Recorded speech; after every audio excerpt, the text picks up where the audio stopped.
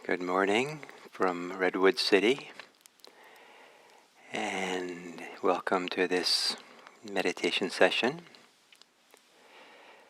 Meditation is often associated with calm, tranquility, and in the ancient instructions the Buddha gave for meditation, he emphasized this.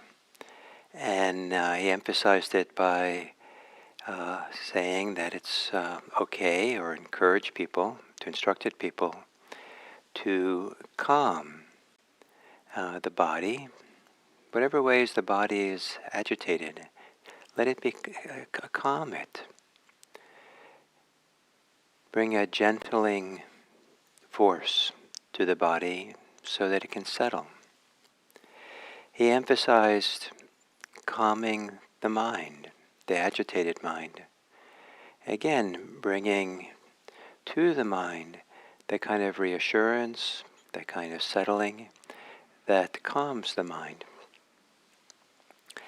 We can apply his teachings, instructions to one more area of calming, and that is to calm how we know. Mindfulness has a lot to do with knowing, recognizing what's happening as it's happening, so in the present moment. And it also has to do with feeling or sensing what is happening as it's happening. And the art of mindfulness is to somehow move between knowing and sensing. And some people would prefer one over the other as a calming force. And sometimes it's invaluable to go back and forth and to have for a while one, for a while the other. And but either way, we can. What we can try to practice is to know calmly, to sense our experience calmly. And that helps when our body is agitated, the mind is agitated, and there doesn't seem to be much room to change that. But we can step back metaphorically to observe, to know in a calm way. And for people who use mental noting, this can really help us find the calm way of knowing. So if you're breathing in, to say in, but to find a way in the mind as you have the thought in, to do it in a calm way, maybe even a calming way. And when you are breathing out, say the word out. Or some people count the breath, and to count in a calm way, in a calming way. And if we are agitated, know we're agitated, but to know it in a calm way. And if it's more useful and more settling to sense and feel the agitation in the body or in the mind, to sense it calmly. And in the way that maybe you would calmly pet a cat, or calmly, if you're a woodworker, feel the surface of wood to feel how smooth it is or how rough it still remains. So to know calmly, to sense calmly, and if you can, to allow yourself to calm, relax the body. So to assume a meditation posture and to adjust the posture in a way that you think will allow the greatest settling. And for some of us it might seem paradoxical that the greatest settling happens when the body is placed upright. And of course that's not possible always, but there's a way in which the shoulders can soften and relax if they're hanging from from from the torso, and the pull of gravity supports the relaxing. Gently closing the eyes, and gently, maybe in a gentling way, calming way, take some deeper, longer inhales and exhales.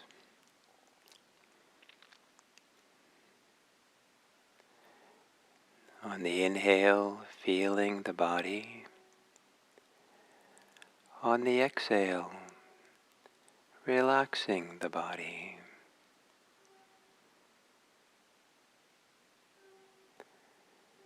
Maybe exhaling an extra second or two, so there's a little bit more opportunity to let go in the body.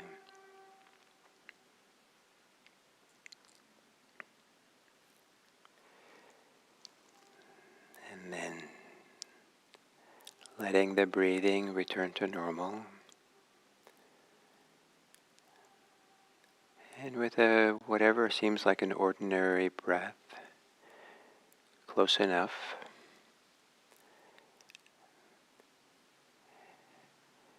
on the exhales, continue to relax the body or soften.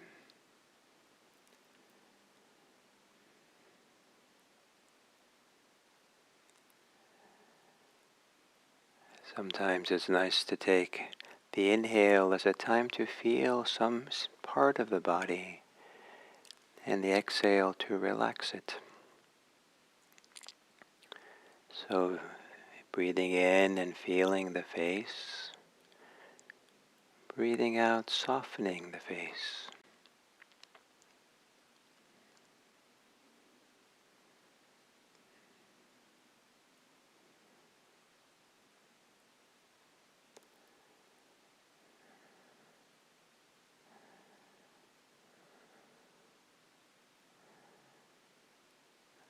Breathing in and feeling the shoulders. Breathing out, relaxing the shoulders.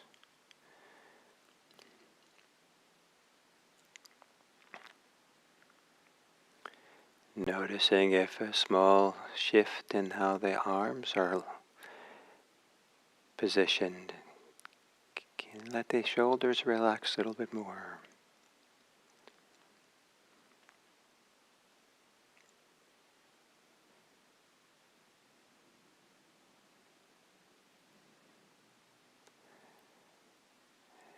On the inhale, to feel the area of your chest, the heart area, and then to relax on the exhale.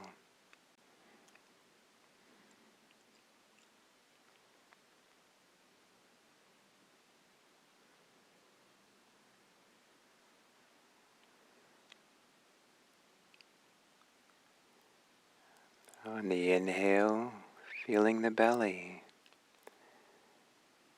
and softening the belly as you exhale.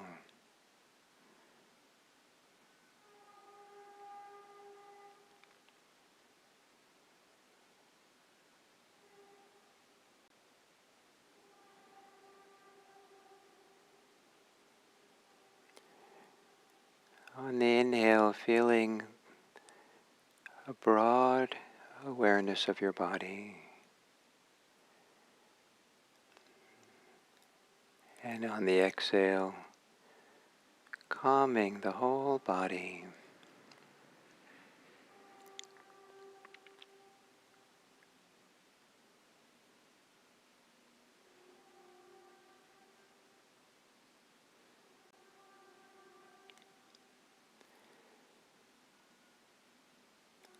And on the inhale, feeling your mind, your thinking mind.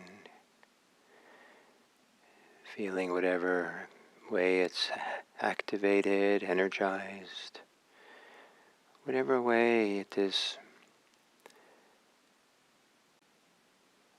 agitated or not.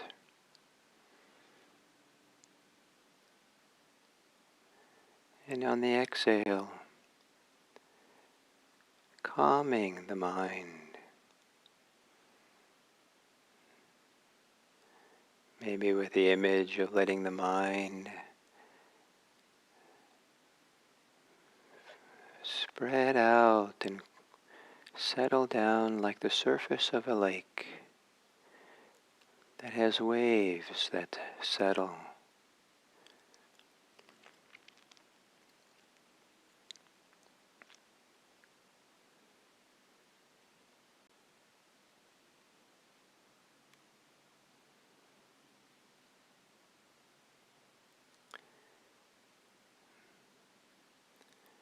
And then calmly settling yourself on the experience of breathing in your body.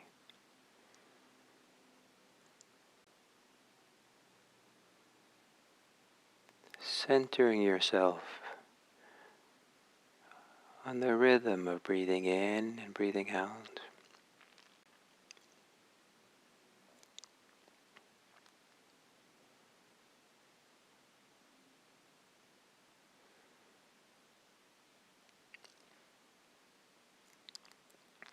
And as you breathe in,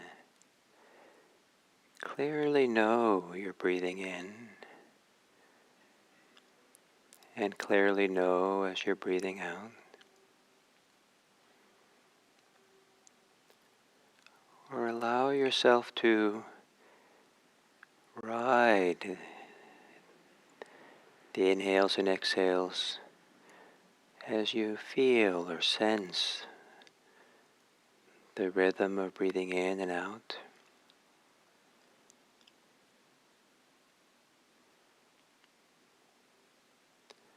And experiment with knowing breathing calmly,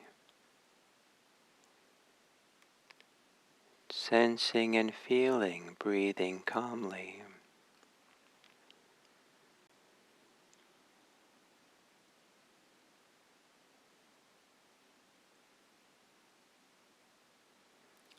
Even if the body is agitated, even if the breathing is agitated, or know that calmly. Calmly know agitation. Calmly know anything that excites the mind. Know it as it is, but calmly, as if you have all the time in the world.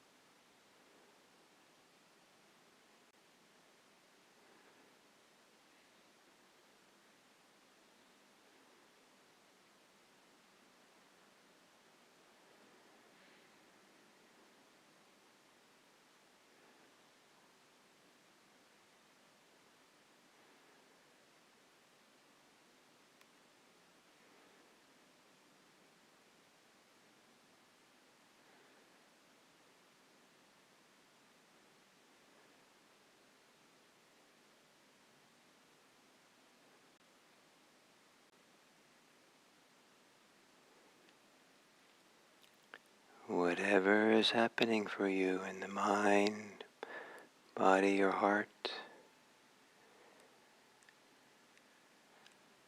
know it calmly. Recognize. Be present in a tranquil way.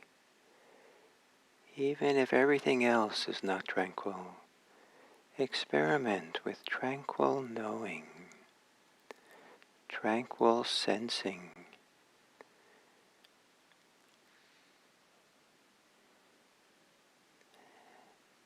As if you're your own good friend who's with you in a calm way when you most need a calm friend.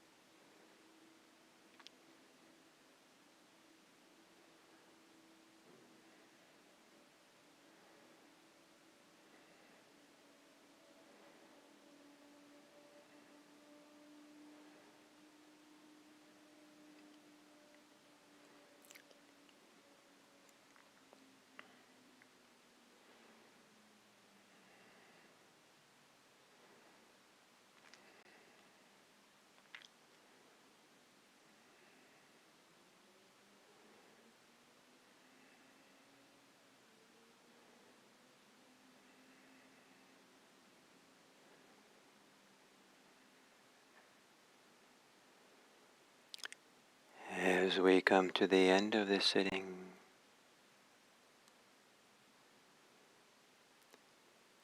to feel, recognize any way that you're calmer now than you were at the beginning.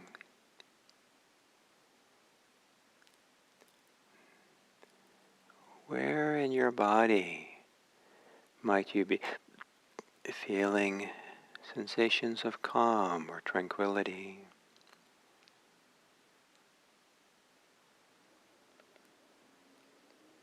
Open to those feelings, soften with those feelings.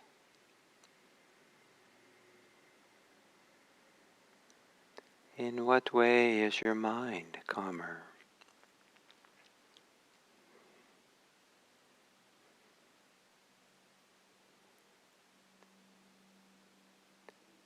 If it's easy, allow the calmness of mind to spread through the mind.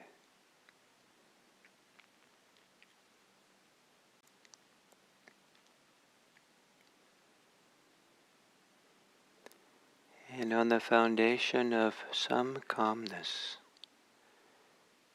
can your mindfulness be calm?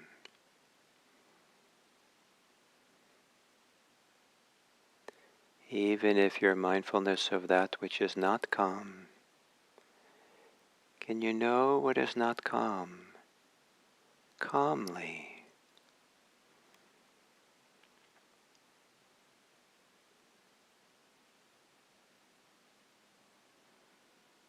So knowing is not pulled into agitation or excitement, tension.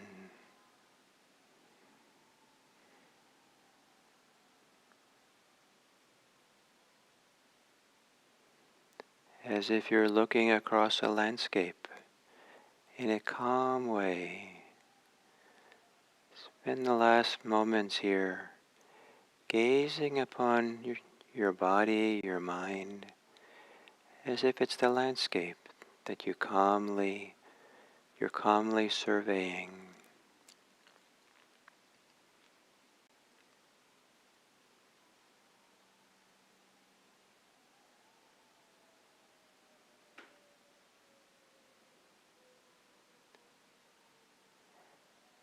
And then to turn that calm awareness, calm gaze out into the world. Maybe considering the people and activities you'll be doing today.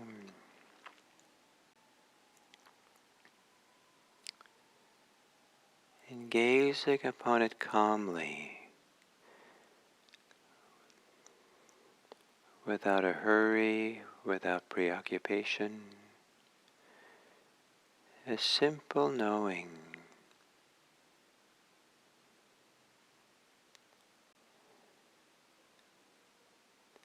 And gazing upon the people of your life with calm awareness.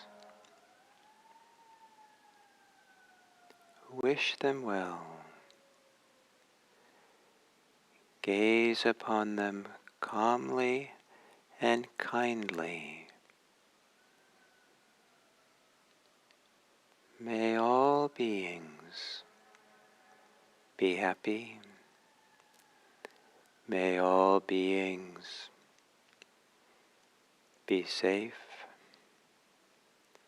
May all beings be peaceful.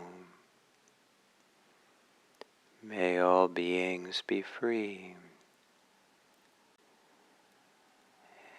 And may each of our contribution to this possibility begin in being calmly present for others, especially when they're troubled.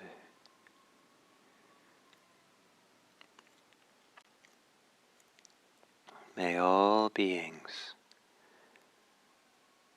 find peace.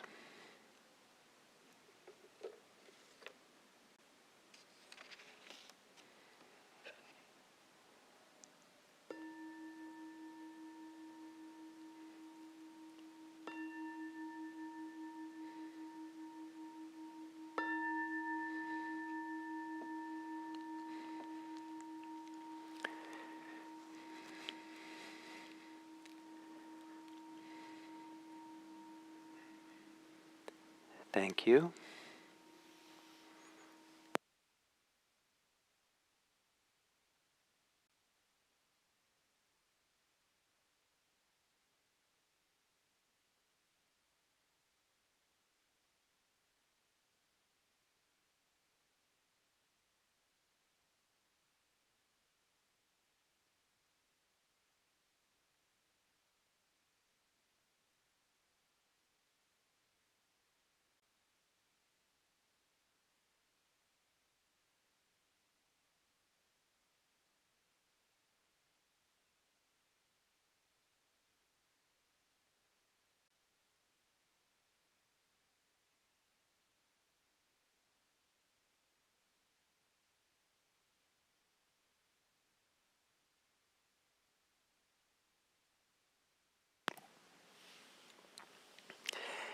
So hello everyone, and welcome to the second talk on the hindrances, where the focus is to understand how the hindrances are unwholesome and how to bring in the wholesome.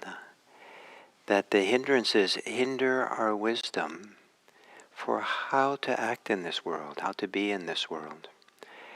But when we understand the difference between unwholesome ways of being and wholesome, then it's easier to choose the wholesome way, the healthy way, the wise way. And in the modern world, it might be shorthand to say this, that's more accessible for many people, is to see the difference between a stressful way of responding to a calm way of responding. And no matter how difficult the situation is, it can make it more difficult if we get agitated, if we get more and more stressed in the situation. And we might have more wisdom, more wiser ways of responding, better able to understand the situation, if we can stay calm, if we can somehow not allow the stress to take over. And so so today the hindrance to look at this, going backwards through the list, is agitation and regrets, agitation and remorse. I like the word remorse because in Latin it literally means kind of to chew again. So you're chewing something over and over again in an agitated, stressful way. It's possible that it's helpful to understand this agitation as a stressful excitation. And it can come from anything that's unwholesome. There's a way in which greed can be, especially frustrated greed or a certain kind of excitement around greed, can really agitate the system. And in that agitation, that excitement, we kind of lose ourselves. And anger, hostility, can be also excited, and if it's frustrated, if agitation, if aversion comes from a lot of frustration, frustration makes can build up the tension in the body, the agitation in the body, or pursuing or kind of engaging and fueling, feeding anger and hostility can come with a lot of agitation in the body. And this agitation we're looking at here, it's possible to feel, to recognize that it doesn't feel healthy to have it, that it puts on a lot of stress. We kind of lose ourselves in it. It's kind of like takes over, and there's a kind of maybe, I don't know if it's a surrender to it, but it has such a kind of convincing force that we almost believe that whatever we're agitated about, that we get involved in agitation, and we can be agitated by many things that bother us, many things that we want different. We can also be agitated by our regrets, our remorse for what we have done in the past. And ideally, the regrets involve things we deserve to have some kind of um, regret for, but to spend our time chewing over it, and ruminating over and over and over again about the things we've done in the past is debilitating, and can keep the mind kind of on a surface agitation. In the Buddhist approach to having done something which causes harm or something which has some kind of fault to it, is not to be stuck in a backward-looking mind, reviewing the past over and over again, but to look at the past just enough to learn how to do better, and then to be forward-looking, even inspired to try to live now, having learned from that, and let's do better in the future. So we don't want to ignore what we've done that we need to learn from, but we also don't want to be weighed down by it. The idea in Buddhism is to always look, how can I respond? How can I live in an onward leading way to a life that's calm, that's peaceful, that's liberating, that's loving even? And so to be inspired by that possibility of an onward-looking way to go. And agitation doesn't do that. Agitation is stuck in an unwholesome, the kind of agitation we're talking about here, as a hindrance, covers over wisdom, covers over our ability to see what is actually a healthy, wholesome way of engaging in an issue, a problem, taking care of something. And so it's very important to see and feel the limitations that come with being agitated, limitations that come with ruminating over and over again with regrets and remorse that we might have. And part of a wise life in Buddhism is actually to recognize how certain what the Buddhism calls the dangers, but the limitations, the downside of things which are unhealthy for us. And the reference point for that unhealthy is somatic, is really to feel in our body that something is off, something is grating, something feels deflating, something feels makes us feel tense or empty or afraid or kind of uneasy in some way. And knowing that that is not really how we want to live, what can we do to bring in what's wholesome, healthy, that has a sense of ease to it? And can we understand the value of doing that?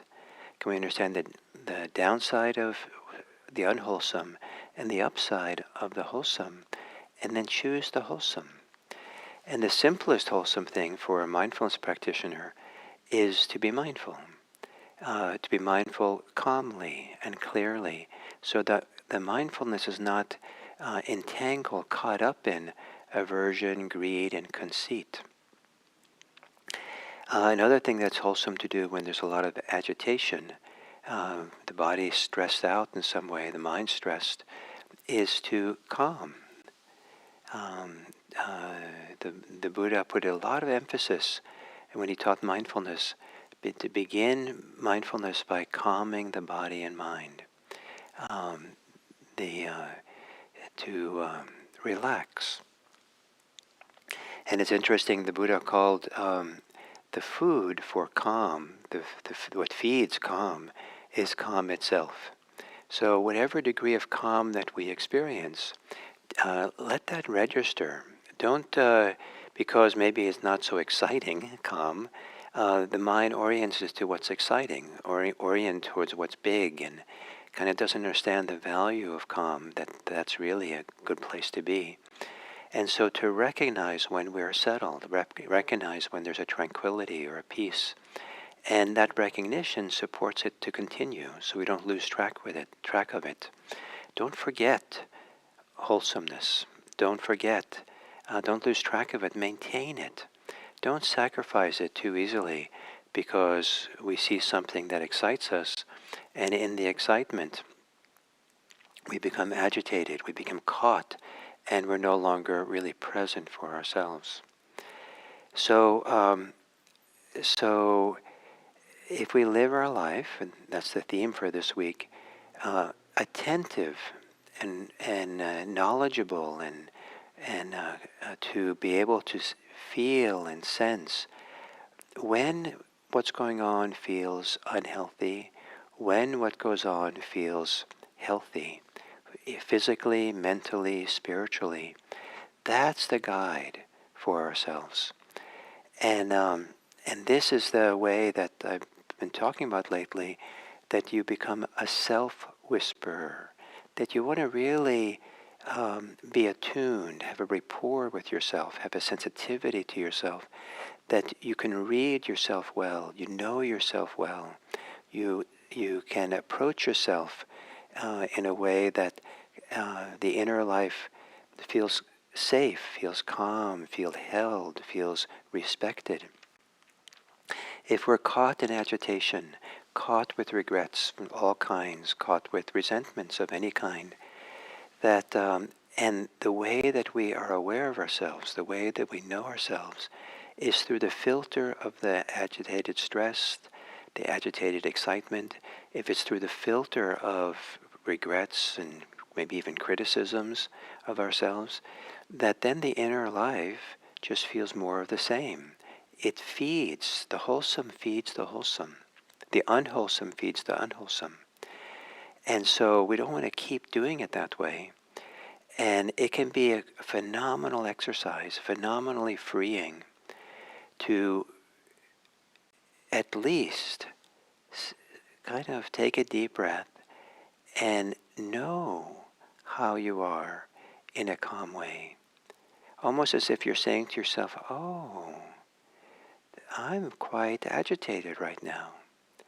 To take that long to say it, 2 seconds or whatever, can change the whole dynamic. It's like stepping out of the feeding mechanism that keeps feeding and fueling agitation. And then to feel, to recognize that that calm way of knowing is wholesome. And to begin finding ways to support the growth of a healthy, positive, supportive way of being in this world, by being able to read and feel and sense deeply what's happening in here and for ourselves, what the need is, how to approach in a way that's supportive and helps create safety and kindness, and to learn for mindfulness to be that approach, to mindfulness be the sensitivity, the care, the rapport that helps the inner life settle, helps the inner life feel safe and cared for and respected. And generally, when there's a lot of agitation and regrets, remorse, the inner life feels, doesn't feel supported. It feels like it's being somehow made more and more uneasy. So please don't underestimate the tremendous value of being calm. It can certainly be overdone. It can certainly be attached to calm and try to hold on to it. There's a time for healthy excitement. And hopefully by being cognizant of the impact our behavior has on ourselves, we'll recognize when healthy excitement is healthy and when excitement is not. So may you have a calm day, and may you bring quality of tranquility to help everyone feel safer and more at ease. Thank you.